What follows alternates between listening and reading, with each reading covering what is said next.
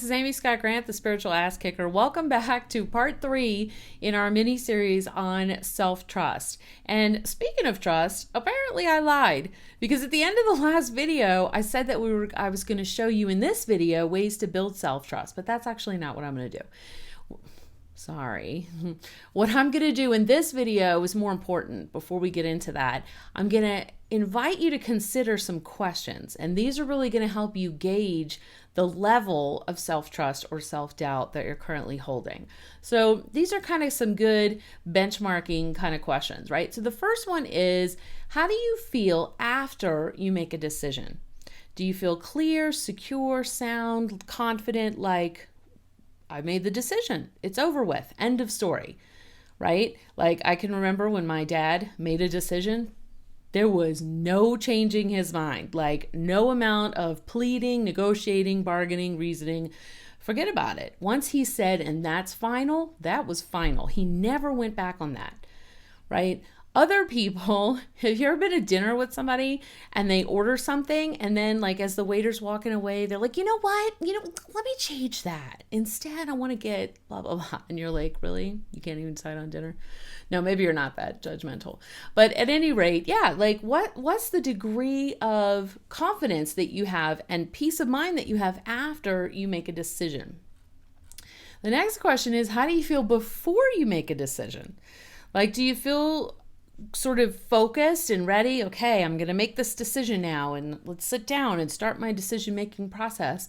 Or do you feel stressed out, overwhelmed, like, oh my God, how am I going to make this decision? How am I going to decide? How am I going to figure this out? The more stressed you are before you make a decision, typically the more self-doubt you have, because that stress is coming from you fearing that you're going to make the bad decision, a wrong decision or a bad decision, and you won't be able to change it. So a lot of times people with a fear of commitment also have a lot of self-doubt because they're afraid of committing to the wrong thing. This question's kind of weird, but stay with me. It totally works. How do you feel after you get dressed? Like when you look in the mirror before you walk out of the house? Do you look in the mirror and think, damn, I'm sexy, right? That would be a low level of self-doubt. Or do you look in the mirror and you're just like, this will just have to do. This is, I can't do any better. I don't know. That kind of gives you an idea what level of self-trust you have. I know it sounds like self-confidence, but frankly, they're very similar. They're very much tied in, related. Here's another one. How do you feel when you travel? When you travel, do you feel fairly calm, relaxed, prepared, or do you stress out? Do you keep checking your flight time? Call up different people. How much time do you think I need to get to the airport? How early? Do you get to the airport like way too early and then you're like fidgeting the whole time? You're worried. Again, that's another indication of, I mean, you could have anxiety. Right? You could have sort of non-specific anxiety or travel anxiety, but that can also be an indication of how much self-doubt you hold. Next question. What is your immediate reaction when you receive a compliment? So when someone gives you a compliment, do you say thank you or do you discount that compliment? Which personally I can tell you is super annoying.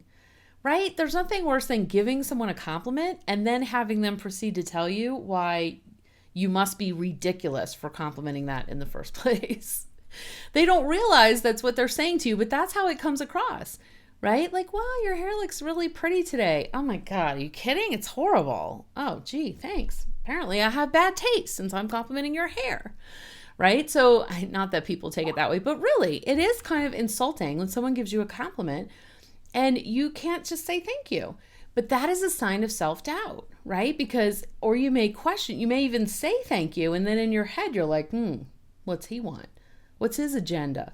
What's she trying to get me to do? Huh? Is she buttering me up for something? If you're skeptical, that's another sign of self-doubt. All right, last two. How much time does it take you to make a decision?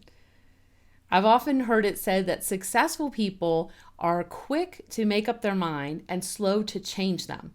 And unsuccessful people make up their minds slowly and then are quick to change. That has a lot to do with self-trust. How much self-trust or self-doubt do you have? And the last question is, how much time do you spend thinking about what other people say or don't say? The higher the percentage, the higher the self-doubt. All right. So in the next one, we're going to start looking at ways to grow self-trust. I'll see you there.